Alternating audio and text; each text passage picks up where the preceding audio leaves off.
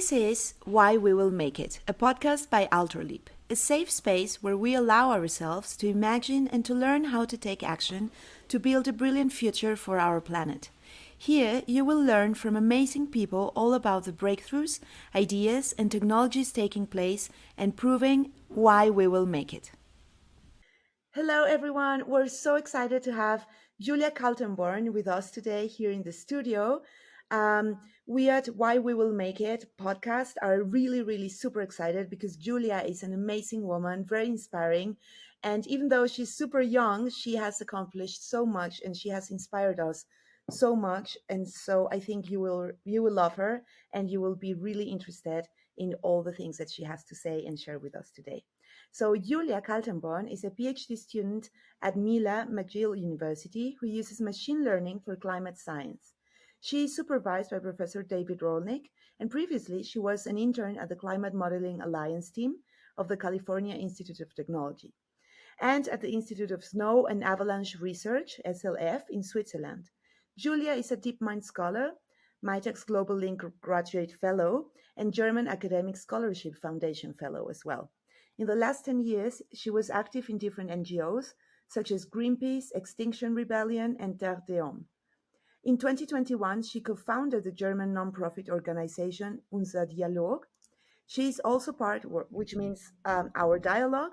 She is also part of the organization committee of the charity conference AI Helps Ukraine.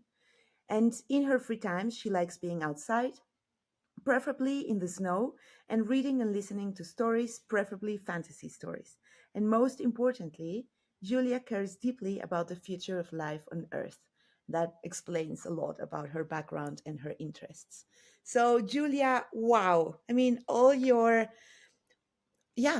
background is amazing and everything that you have done really is wow, so inspiring, so interesting. Welcome to Why We Will Make It. We're super happy to have you here today. Yeah, thank you very much for inviting me. I'm super excited to be here. And yeah, I'm very happy to, for me, it's an honor to be part of this podcast. And yeah, looking forward to find out together why Yeah. we will make things.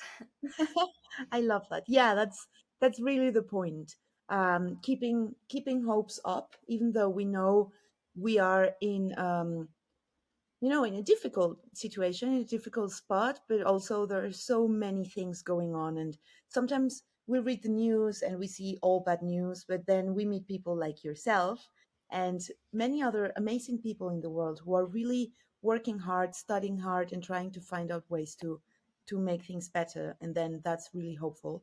And that's why we wanted to make this podcast as well, because we believe people who are doing really important work and really cool and amazing people who are doing this should be known more. And everyone should know about you and your work as well. And so I Yeah, I think it's think that can be empowering to like also hear about the things that work well, the solutions that we have, and seeing like also all these positive sparks that we have. And I think this helps in order to give people back the belief that we can actually change things and we don't just need to wait until things happen. So yeah, really happy that you're taking this approach. absolutely. Thank you. So I wanted to ask you so that everyone gets to know you more. I mean, what about your work? What is it that you do exactly? Okay, yeah. So right now I'm in a so I'm still a research master officially, and then like now I'll be a PhD very soon.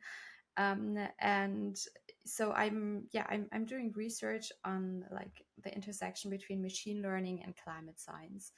And so machine learning is the thing that maybe by now most people hear about because for example, ChatGPT. So machine learning is a very powerful tool we have in computer science to model things, to predict things, to forecast things. And where I'm working in our community, we try to use this for climate science. So either, for example, to monitor biodiversity, to predict things in agriculture, for example, but also like to predict how our climate will be changing. So we're trying to use this very powerful tool in this area, so it helps us to tackle climate change. And we can definitely not tackle climate change this way, but it's just that we want to use this tool for a good purpose, so that really there's so many fields out there, and I think it's just our task that every field, no matter where you work, can make a contribution to fight climate change. And this is just the contribution that the machine learning community would like to give. Wow, I love that. And it makes sense, right? I think if we have powerful technology available to us, it always should be used to, I mean, it should always be put to good use, especially to solve something yeah, global warming, biodiversity loss, and so on. Um, how is it that you decided to do this? Like, you know, why? Yeah, that's a really good question. A little bit like I stumbled upon it, to be honest. So I studied cognitive science in my undergrad, and I was very curious about like all the interdisciplinary things, and always very curious about when two different fields come together and work at this intersection. And I think yeah, and there I started studying cognitive science because I wanted to know how the brain works and our consciousness, but then I ended up like loving computer science and AI and machine learning so much that I was like, oh, this is like really like I have for real, it's like fun to code. And I was just like, oh, I really want to do something in that area. And at the same time, I had like this really deep passion about nature and protecting our environment, which is just for me just a part of my personality at this point, because I started yeah, with climate activism when I was like around 13, 14 years old.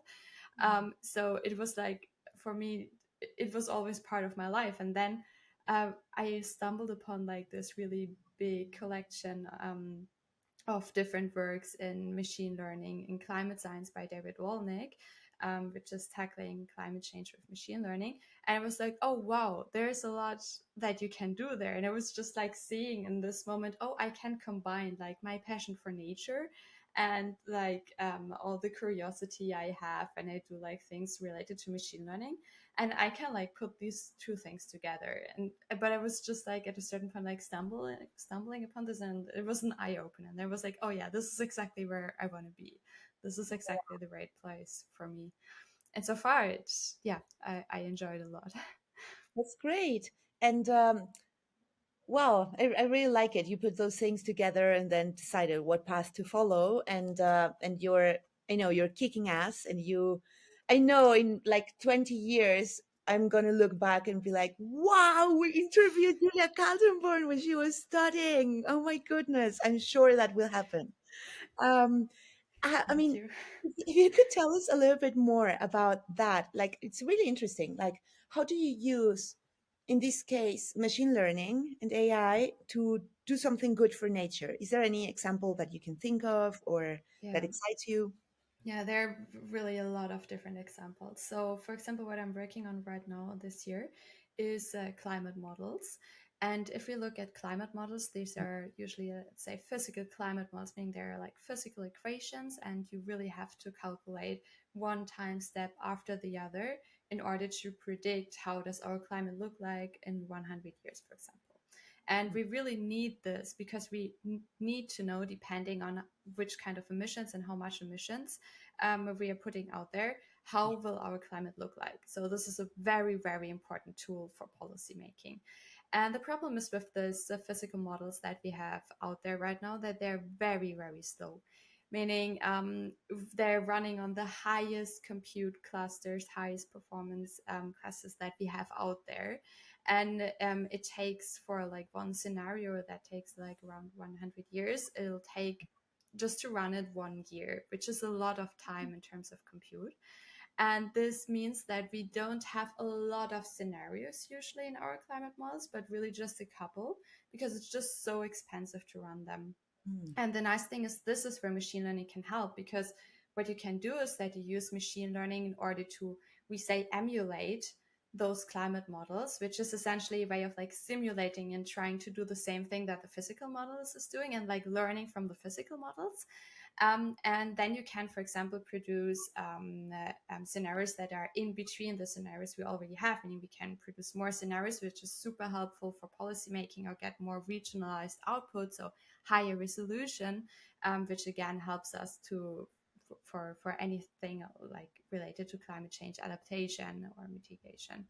So there's the point of velocity is really something where machine learning can help in climate modeling. But that's really just one example. There are so many examples that are maybe um, a, a little bit more applied in the sense of that people in their everyday life can see it. So, for example, AI is used to predict locust plagues, which is super important for like in order to to be prepared in order to deal with the food shortage that can come after the locust plague. Then it is used, AI can be used, for example, in the Amazonas. It has been used to try to find where people are illegally burning forests. Mm. And this was very impactful because they actually detected that a certain company was doing this, and they were able to prove it. And this company actually got delisted from the exchange. So So, this was a high impact from such a tool. So there are a lot of tools. And then, like the other part that I'm really interested in is cryospheric sciences. So everything related to snow and ice, and there you can use machine learning in order to, for example, classify things that usually would take a lot of time for an expert to manually label. So this is also something very common. Also, like for, I don't know, if you have, for example, birds or biodiversity monitoring, that you have like yes. camera traps, and then you try to like predict, oh, what kind of bird is just like here on the picture. And then instead of a person doing like all this work, which is traditionally how it's done, if you can use machine learning for this, you're just saving so much time for domain experts that we really can use for other scientific discoveries, of course. So it's a huge time saver in general. Yeah, I love that. And I think it's also very important for two specific groups of people to know more about this. One is just the general public. Hmm. Um, for instance, I you were mentioning about these use to detect fires, illegal fires in the Hmm. Amazon, for instance. But I remember I read something about I think it was the Leonardo DiCaprio Foundation together with other NGOs that also came up with it was a combination of technology. It was not only AI. I think it was also satellite and GPS and I don't know Yeah. what else. And they were able to locate um, illegal fishing. You know, these deep, Ah, yeah. yeah, deep fishing vessels. Many are from China that go into certain oceans, and they are just like really getting rid of everything Yeah. and putting a threat on marine life Yeah. and everything, and they were able to locate that, and also illegal poaching in Africa. And I think that's amazing because many people love animals. We all want to support those causes. Yeah. Many of us have supported or been active with even NGOs like Greenpeace, like yourself as well, and we want, you know, our world to be fine, but sometimes we don't know what's out there. And when it comes to artificial intelligence, now the talk is all about chat gpt and how it can help you write your essay for university, and there is really so much more to it.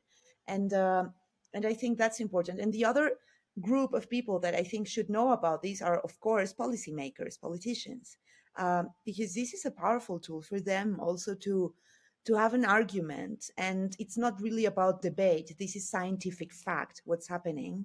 And I think it would be so good if they knew more about this. Like if there was a bridge of communication between the academia and the scientific world and politicians and policymakers, so that they know really fast what's going on and can do something about it. Because that's Yeah. where it gets frustrating sometimes. But I mean, that's probably Yeah, no, another. I yeah, no, I strongly agree. And actually, in our group, there's a really strong desire for building those bridges. And for example, my supervisor David is also active in the sense of going, for example, to to the COP events, so to the big climate conferences where all the politicians are. So this is a great way where you can communicate between the science and the political communities.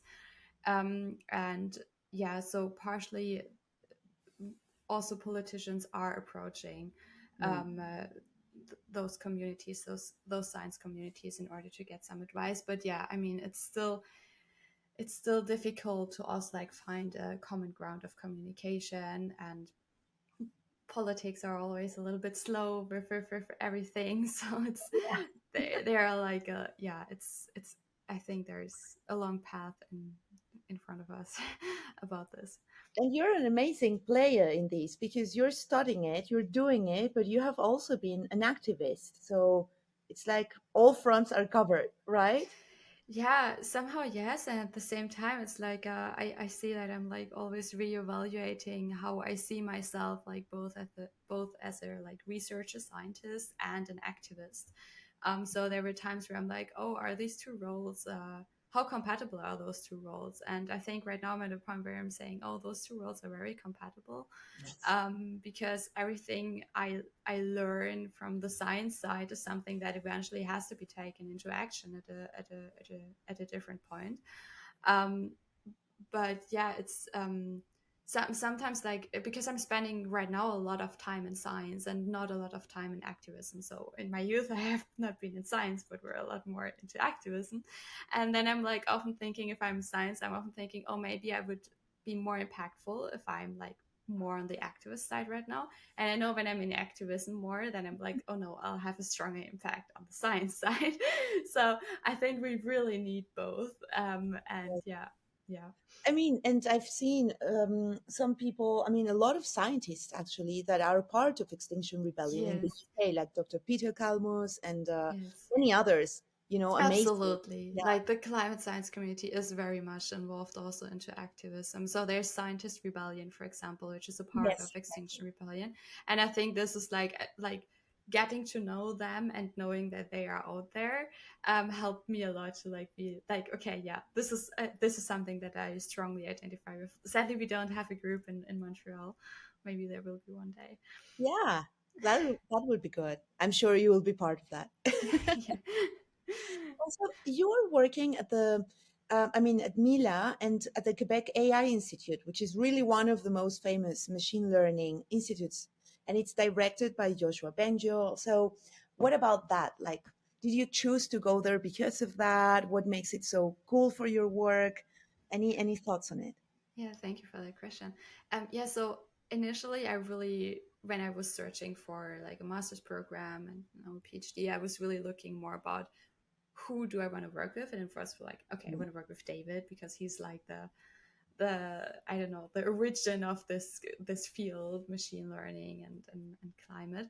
um and he yeah, and so he was at Mila, so this is how I ended up at Mila, but I knew Mila before and was like, okay, yeah, that's a super cool institute that yeah, I would absolutely enjoy working at. And so it is yeah, so the decision was not just because of the institute, but it is certainly also a factor.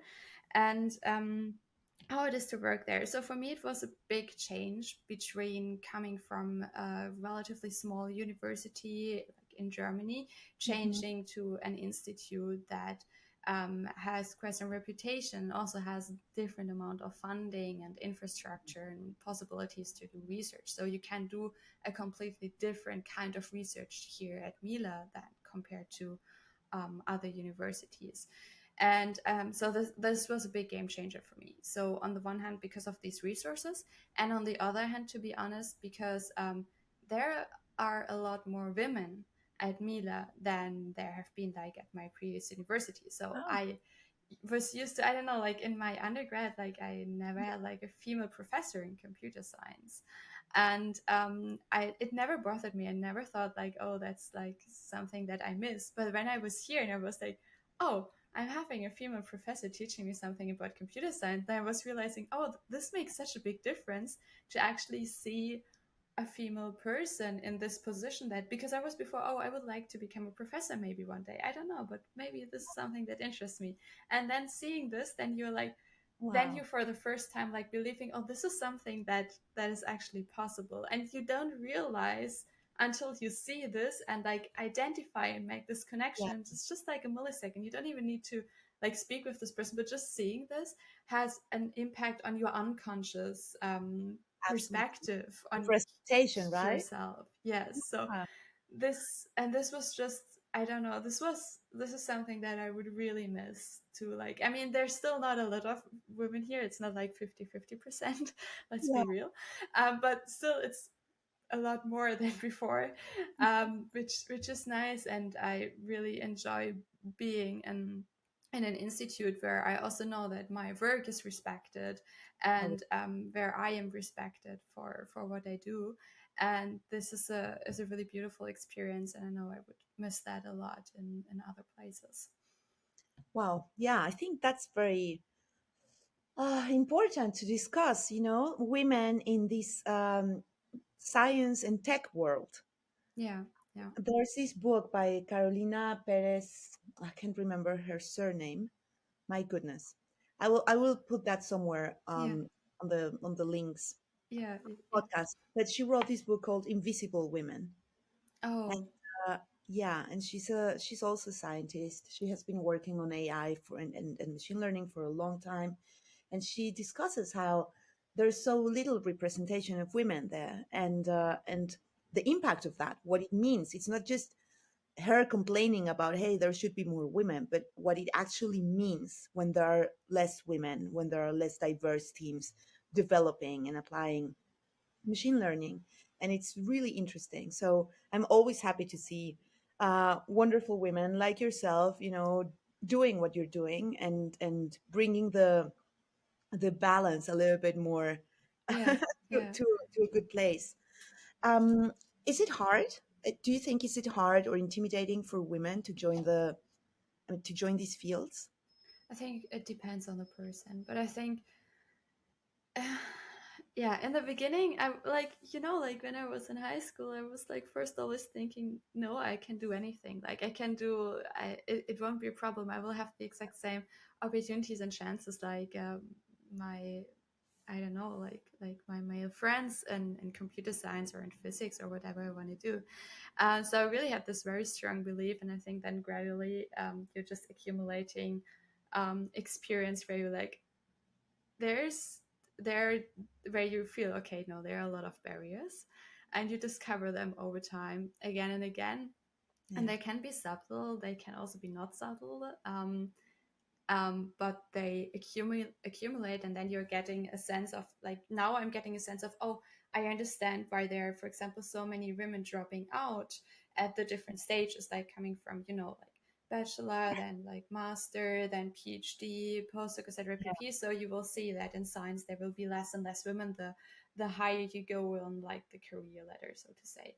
And I really understand, because it's just like statistics, there are a lot of obstacles, and it's just like, yeah, people are getting lost in between, and this can, I mean, there are just like small things that you get the feeling somebody is not believing in you, or saying something that makes you feel like, oh, this person thinks I'm not able to do something. But these are just like the smaller things, I think. Then there are more systematic problems, like how do you, what is about having family in science? mm, It's like in machine learning, for example, this is a super, super fast paced field, meaning you cannot just drop out for 1 year and then get back into the field. It's super difficult to keep up, because there are just so many publications every year happening. And in such a situation, to get family is super difficult. yeah, And if this is something that a woman wants to, then this might be a decision factor why you don't want to stay in academia. And I think it shouldn't be this way. I think so there are like both this small things, and this on this one hand, and then there are these many systematic things. And then the other thing is, if you're the first woman who is like at an institute, for example, becoming like a professorship in like a department like engineering or computer science, you have yeah. to fight for so many things. So I've been talking with a lot of professors, and it's like, if you're the first one, you're like the pioneer, and you just have to, and this is so much work. It's incredible what they are doing. And I'm like, just if I'm in a setting where I know that there are already some female professors, I'm like, oh, thanks for doing all this work, and Oh, making such a big difference, so it's easier for the next generation. And I have to think, right now we just need more time, and we need more women like following those people who are like, no, paving the ways, and it'll yeah. take time to adjust things, so women actually stick to the science fields. But yeah, Wow. it's difficult. Is there anything that you would have liked to be told when you were starting this? Like, would something have been helpful for you if someone told you, heads up, this is going to happen, or you should do this, or any advice that you would have been grateful for, or that you think women coming after you would be grateful to hear about what to expect as a woman? Yeah. Honestly, I think it's better to, I think for me, it was better to not hear any of this and just like strongly believing that I'll have the exact same possibilities. Because I think this is why I was just like heading into science without like looking back. Um, and I think I would like to say for anyone who's thinking about going to science, um, try it and you will be fine. And there are a lot of great places where you can do this. Listen carefully to, if you like choose a place where you want to study science, listen carefully, speak with the people that are there right now, find out if this is a place where you want to study or research. Really talk with women, for example, who are there, and you will figure out quite quickly if this is a nice place where you are actually able to grow, like research wise, etc. pp. And there are a lot of places where you can do this in a in a really good way, and just find those places. And I think over time people will see, okay, those places are doing great research where, I don't know, like female scientists are attracted to, because it's a good environment for them. And I think this Yeah. will slowly change the complete field. Great. Very smart advice, obviously, from you. And I think, yeah, I think that's great advice, like listen carefully, find out, do that sort of research. And I think that's really helpful and valuable for all the women who are thinking about it or interested in it and maybe intimidated as well. Maybe they want to, but they are like, oh, should I? Yes, do it, but then do it like this, like ask questions, listen carefully, find out where there are more women maybe or something. But don't be intimidated enough not to No, try. not at all. You can do it. Like we need everyone, and you're gonna love it. I mean, that's the thing. I'm so sure. Like if you're thinking about it, I'm very sure you're gonna love going into science, and it will be a beautiful world to discover. And we need you. Yeah, great.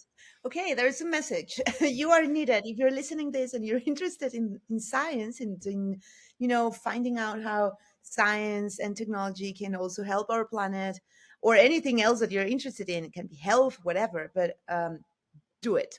Yeah, yeah, And Julia, okay, let's talk about a little bit about ice and snow because I know you're passionate about that as yes, well. And it's so interesting. And I recently went to Patagonia, yeah. and it was like a expedition trip as well. And I was talking to the major of Punta Arenas in Hmm. Patagonia, and all the things that he's trying to do to make it really sustainable, because there's like a wave of tourism that's interested in going there, and Yeah. that's not very good news, of course. And then the glaciers have been losing mass in the past Mm. years, Yeah.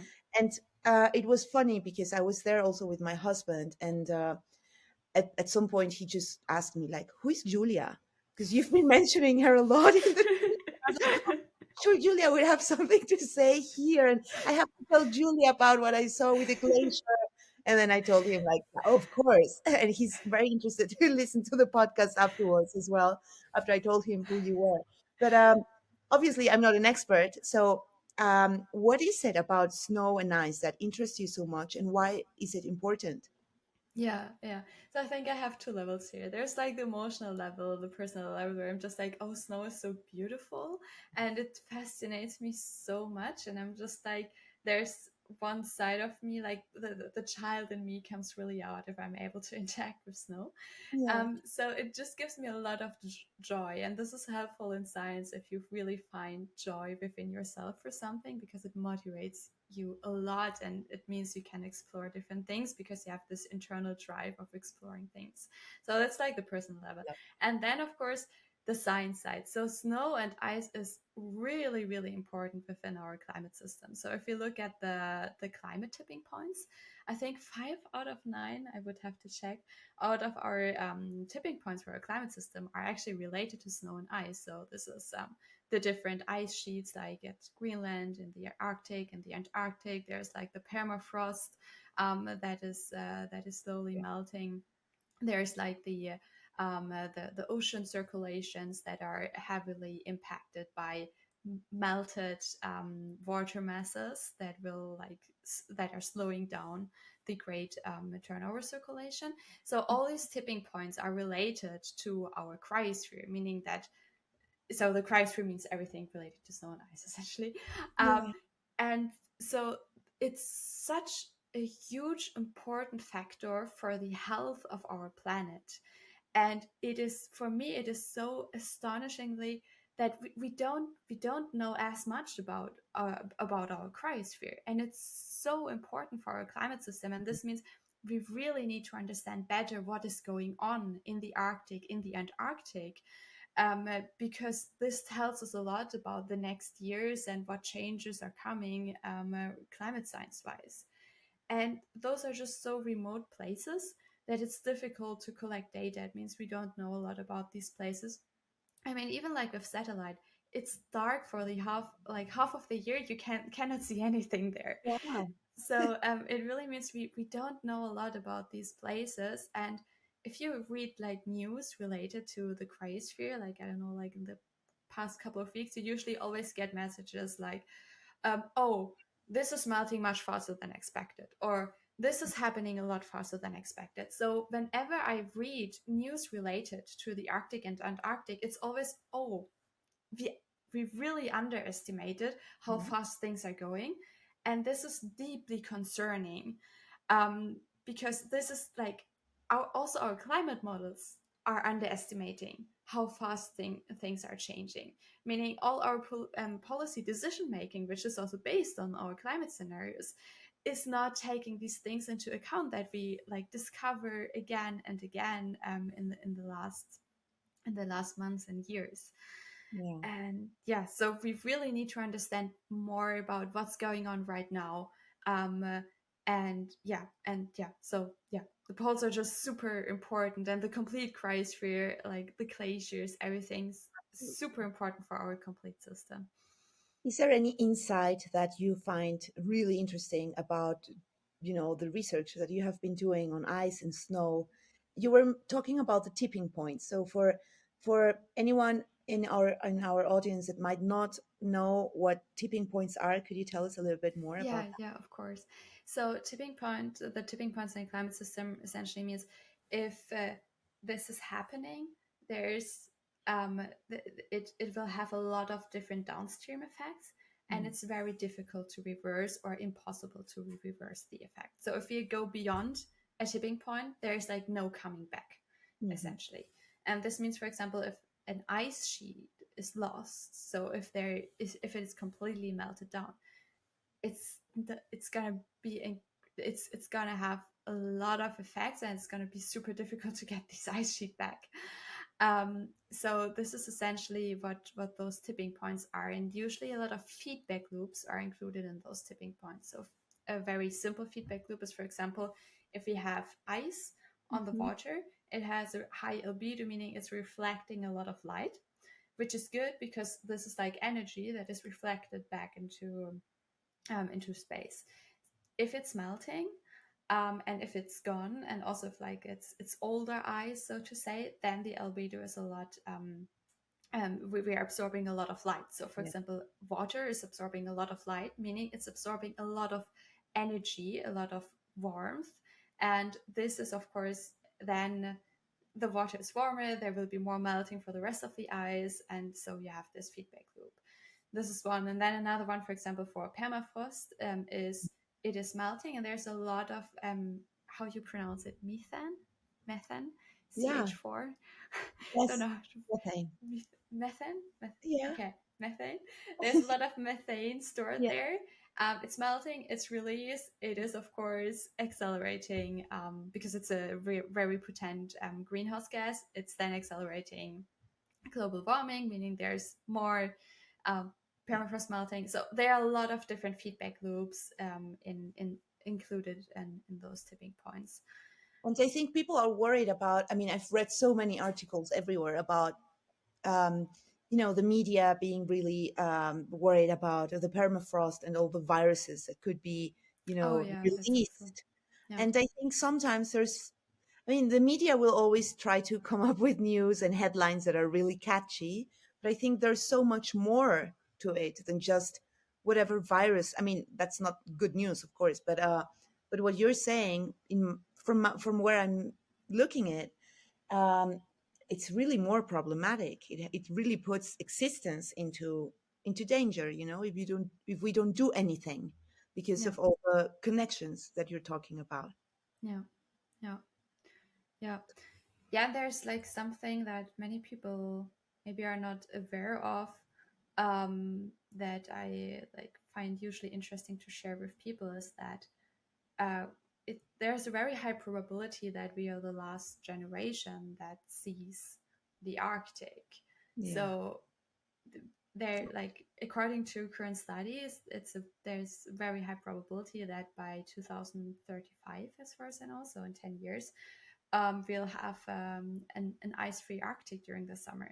And if we have an ice-free Arctic during the summer, it means we don't have the Arctic anymore because we're losing a biodiversity system here that is depending on having ice in the summer. So if there's no ice in the summer, it's not the Arctic anymore. It's not the North Pole anymore. Yeah. It's just a completely different system. And I think the thing is that also for media, these are long term issues. This is nothing that is recent. I don't know. It's like I think our brain is triggered more by things that are like very close to us, where we're like, oh, this is like the tiger, I don't know, like Yeah. jumping at us. Then we're like very alerted, and something that is like just happening in maybe like 10 years. It feels, I think, like unconsciously for us, it feels so far away that we are not triggered as much by this. But if you read these things and these see these things, then I don't know. It's for me, it's deeply disturbing, to be honest. And Yeah. I really, I don't Yes. know.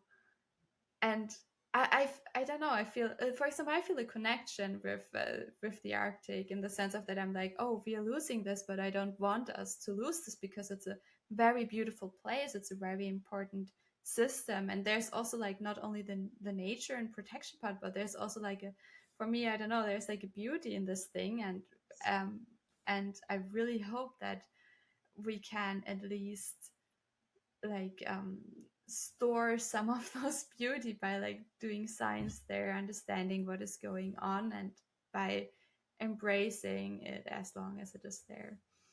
Absolutely. I mean, there are so many questions coming from that, but the first time we were talking about this, you mentioned something about the importance of ice from a scientific point of view, but Hmm. also from a, yeah, art or beauty point of view as Yeah, well, and yeah. how you're interested in yeah, I'm not sure the word is rescuing, but conserving that somehow. Yes, yes. Yeah, I think for me there, yeah, I know, like I wouldn't consider myself spiritual in any way, but Mm. it's I don't know. I feel a deep connection with uh, with with nature, and I think humans do in general Oh if yeah. they are able to experience that. And I have the feeling that it means a lot if we can see this beauty that is there, if we can experience it and somehow like store it within ourselves, like our hearts, our souls. And I have the feeling that this is something that we can carry on to the next generations, like sharing what what this meant. And I don't know, it's like it's a way of yeah, for me, like this artistic part Mm. is a way um to conserve what we are losing right now. Yes. And for other people, the ones coming behind us, also to be able to hopefully still have these feelings of awe like we have had since we were little, when we were looking at the snow for the first time, or an ice sheet or a glacier, that that is so powerful and so magical. I think, yeah, I think also nature is just like the greatest artist, the greatest teacher. I love them Yes. completely as Yes. well. And it would be so nice if humanity could always have that privilege that we have had, and that Yes. we can do something to conserve that. Yes, it's an Um, immense privilege. Yeah. oh man, how do you deal? I mean, I think this is a very good question for many of the people who are listening. I mean, not that it's a good question; it will be a good, insight, whatever you tell them. How do you deal with eco anxiety, with feelings of despair, of sadness, of just being disturbed by the things that you find out Yeah, that's when you do your work? very good question. I think that's a very inspiring question to think about for people hearing that. Um, yes. So I think I had a point where I was really like feeling quite not only frustrated, but like where you're at the point where you're like a little bit like losing hope because you're Yeah. just seeing everything that goes wrong. And at the same time, I don't know, for me it's always I see like, hey, this is a problem. We know we understand this problem pretty well at this point, like climate change. And we also have all the solutions we need. So this is not about like finding a solution for a difficult problem. This is just about like action and getting things implemented on the system level, political changes, and so on. And seeing for like being active for, I don't know, more than 10 years. And you start with a lot of hope and energy and commitment and enthusiasm. You're like, we're going to change the world. Yeah. And I think over time you resignate if you see that it's that things are so slow that we are still at the same point sometimes like we were a couple of years ago or decades ago. And I don't know, like I read newspapers like from I think like from the 90s. I was like, okay, this news article it could have been published today. And I'm like, okay, so we're not but so this is like this so I was really in a very resignated state at a certain point. And I think slowly I built it up my way of dealing with this anxiety by first of all, so my perspective is okay, I don't know how things gonna end. I don't know if things gonna be like gonna be great in the end, but I'll do my part. I'll do my part. I'll do my job because this is really what I want and it fulfills me. And I know, okay, if I'm doing my job, I have done the best I can do in order to get where we want to get. Yeah. And this is for me empowering, of course. And it gives you the feeling that you can actually do something. Then the second thing is to deal with eco anxieties for me. It's not binary. It's not either we gonna like have a great future or everything is gonna be like hell. We can, even if we are like missing goals, even if we are like not doing a great job right now, it always can be worse Yeah. and it always can be better. So it is always worth putting effort in. There's no point in saying, okay, let's just lose hope and then everything is just gonna be Yeah. apocalypse. We could So there join. we can do things in between. And I think this is like the second thing that really helps me. And the third thing is really to um, find hope in the small things and just see that there are also like incremental changes. Yeah. And this is something that gives me hope and that helps me to deal with eco anxiety. Yeah. I Yeah, but the love. most important part for me is really just spend your working time on it, because if you're working on the problem that makes you like scared, this is like the best thing you can do. Really, just try to do your part. Absolutely. I love that. I love that. And also, I mean, and you're doing your part big time, because not only through your work, but also as an activist. And I mean, you're there. And I think most people want to do something, but I love what you said. Don't approach this with a radical mind. Either we do it and we save the world, or let's forget about it. It's all going to hell. No, right? That's not the case. I think that's also very good advice, and the little steps as well. Many people also want to approach this from a all or nothing perspective in terms of what they do. Like, okay, so I have to go and live in the mountains like a nomad and like a cave woman, and then only then can I be good for the planet, or I keep living and polluting a lot and doing whatever. No, you can always find little things that you can start doing. We can all do that, right? Yeah, I think absolutely. I think that's important as well. And I mean, if we go a little bit deeper on this subject, Hmm. when it comes to eco anxiety, and I think it also has to do with information. Like, you have a lot of information about that, but how? I mean, what is the one thing, or a couple of things that people should know about this? I mean, what could people do that are not in the academic Yeah. world or in the scientific world? Is there anything we can all do Yeah, as yeah, normal citizens? yeah, that's a fantastic question. So, I moved from an individualistic perspective to a more systematic perspective over time. Mm.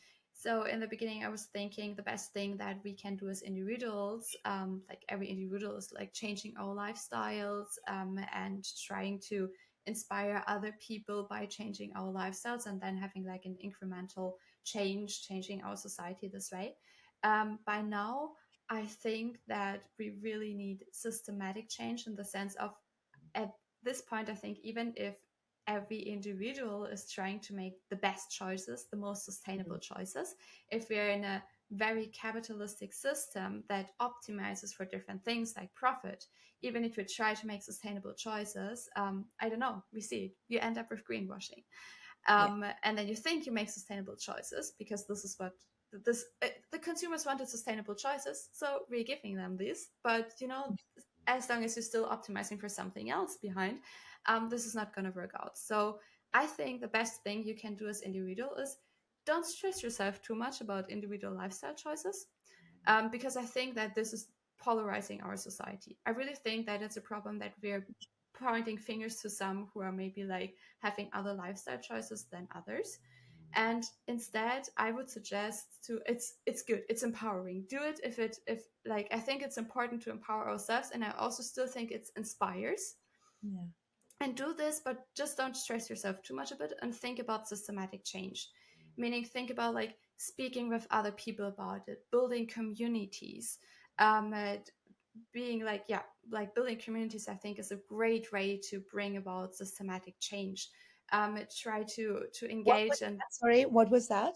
That's great. sorry, like engaging in Oh yeah, communities is a great way to bring about change, yeah. because first of all, you are empowering each other. Of course, it's easier to have like to make certain sustainable choices actually be feasible within a community, and it then can be scaled up on other levels. So this is something that can help. And then the other one is really political action, so trying to bring about political change in our governments, Oh yeah. bringing governments to implement regulations, and to make sure that yeah. So I think because there's a lot of hope. For example, any kind of peaceful revolution. There's like a study that I can also share. You actually only need 3.5% of a population who is engaged in political activism for a certain topic in order to bring about like radical change within a system. So this is not I love. 3.5%, it's not a lot. No. But and I think if you can be part of this 3.5%, this is a big difference, and this is what can bring systematic change. And yeah, so I would suggest to, yeah, to get engaged on Oh this my, level. I love that. I love that. For anyone doubting, just think about that. If I'm part of that 3.5%, something amazing can happen out of this. Yeah, It doesn't need to be everyone. You don't need to say, but not everyone will do it, and then it's worthless trying. No. yeah, yeah, Wow. Okay. Oh my God, Julia, we could talk for hours and I could ask yeah, you I think so. so many things. It would be so exciting. I am sure, and I'm very hopeful this wouldn't be the first time or the last time that we talk with you. Um, Yeah, thank you for all those amazing questions. no, no, It's very, thank you, really. I would just like to close, if we can, with one final one, which is, where sure. do you find hope? Yeah, I think I find hope in the small things. Yeah. And I also find, like, I mean, I just spoke about the systematic change. I find the hope in the individual things, to be honest, because I'm just seeing so many people who are enthusiastic and committed and want to change their way of living. And I'm like, wow, there are people who are like really want to do personal sacrifices in order to be like more in harmony with nature. And this is something, seeing this is giving me a lot of hope. And I think that's also a good point of keep doing that because it gives people hope. And I think it is creating a sense of community. So yeah, I think whenever I see a person who feels connected to nature and wants to protect nature, this is something that gives me hope. Amazing. I love that. And I think what gives me hope also in listening to you, what you were talking about systemic change, I completely agree. I think it's nice to do individual things, but also to be part and to push for systemic change as well. It's very, very important. But when I see that, that gives me hope as well. You know, when I see people questioning the system, and not from a crazy point of view, but just like the patriarchal capitalist system is a reality that it has exploited a lot of natural resources Yeah, in a very crazy way, and also women in many ways, and other and many minorities as well. But absolutely. us questioning it is amazing. And whenever a woman, especially in my case, when I see a woman questioning the system, like, there's a pink tax on things, because we have been told as women that you need to wear makeup, you cannot have gray hairs, but you need to shave all your body, but you need to have wrinkles, that sort of thing keeps us buying a lot of things so that we're good enough or pretty enough for whomever to be happy with us. When we start questioning the system, it has an impact on the environment, because if no women was ever shaving or using, I don't know, hair dye or toxic things that we put in our bodies just to get rid of cellulite or whatever, Yeah, uh, if we were not buying so much clothes because we have been told that we need to be fashionable at all times and yeah. wear the latest dress, then I mean that has an impact on the environment as well. I'm not saying it's women's fault at all. I'm just saying No, no. when we start Yeah, questioning the system, it's yeah. powerful. Yeah, Yeah. I really agree. I see like a mutual power connection between women and nature. So I have the feeling like if we are getting ourselves more connected to nature, we can find, like, I find a lot of power in nature, like being able, I don't know, to survive in nature, but also like getting rid of those things that are, and accepting the like also the natural state of our bodies. I think so. Yes. I have the feeling that nature can empower women a lot, and at the same time I have the feeling that women are empowering nature and our earth by like protecting and like going into these fields that are more related to our environment and sustainability. And I like to, I think those things are somehow connected. Oh my God, I love that. I mean, that was really one of the questions that we had discussed before, you and I, and all this connection between women and nature, and you just you brought it up, and that was amazing because it's true. And we can find so much strength and so much wisdom from nature as well. And as women, if we let ourselves also be connected at a personal level with nature, we can find a lot of strength and power ourselves there. We have been told, many of us, since we were little girls, that we shouldn't, play with dirt, that we shouldn't pat that dirty dog, that's a stray dog, that we shouldn't. And we have this natural tendency from an ecofeminist perspective, or an essentialist ecofeminist perspective, if you want. We have this natural incline to be connected with the natural world, to protect, to love little animals, to take care of them, to be in awe when we see flowers or a sunset or a sunrise, and letting ourselves be a little bit more wild and reconnect with our wild side, I think is beautiful.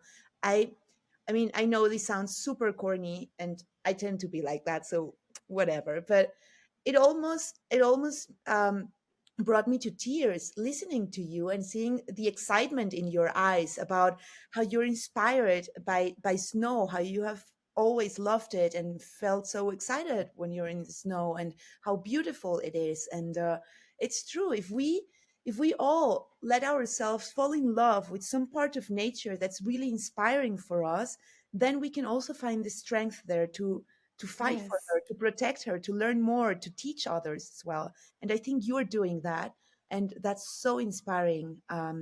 Julia, really, I know, I mean, I wish you all the best, but you don't need any Thank you. wishes because I know you're kicking ass and you're doing an amazing career. And I know also, most importantly, that it's making you happy, but that you also have and will have a huge impact on the world. You already are doing that. Um, Thank you so much. yeah. And when women are in charge, the planet does better.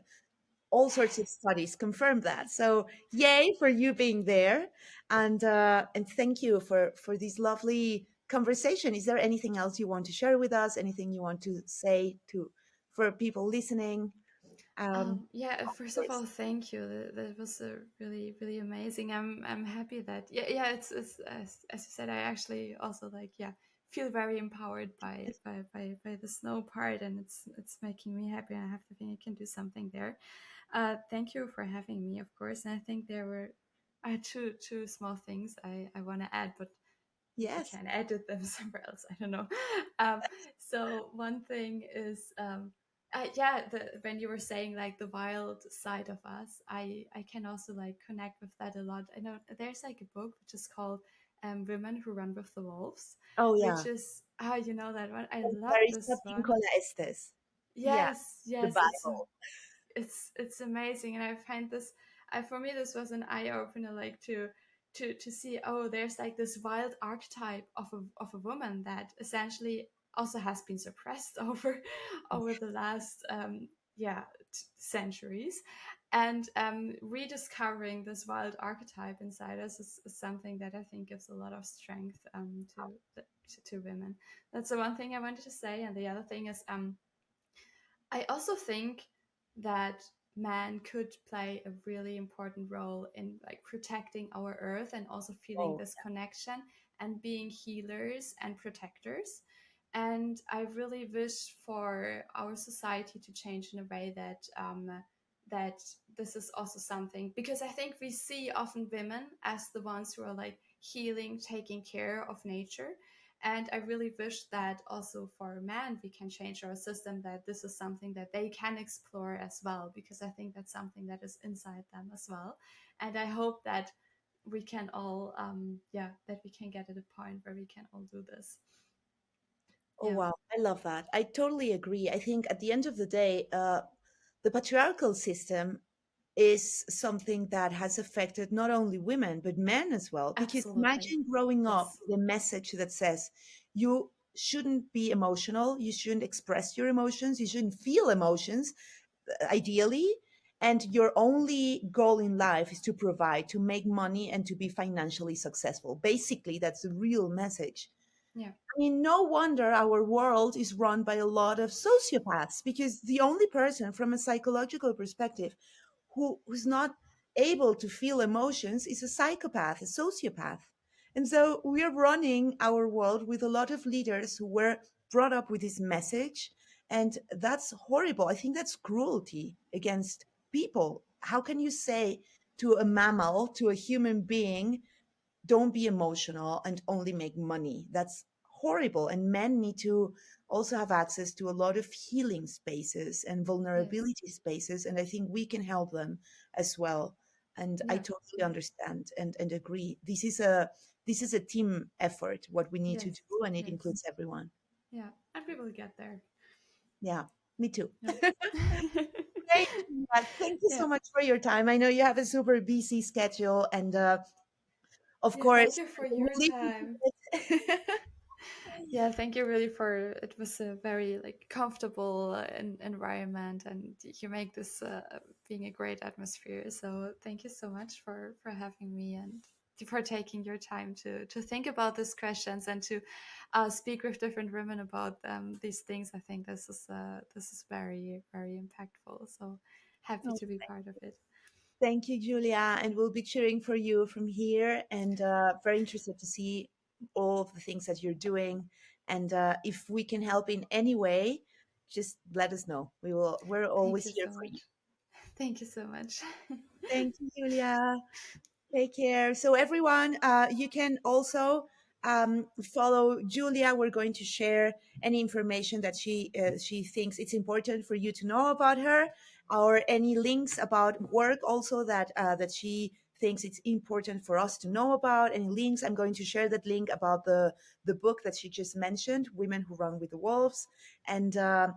And I hope you watch this episode at least once, ideally more, because there's so much valuable things and advice from Julie here, and a lot of inspiration. So thank you, and see you soon. Thank you for listening, and stay tuned for our next episode. In the meantime, don't forget to stay inspired and share with us your ideas about why we will make it.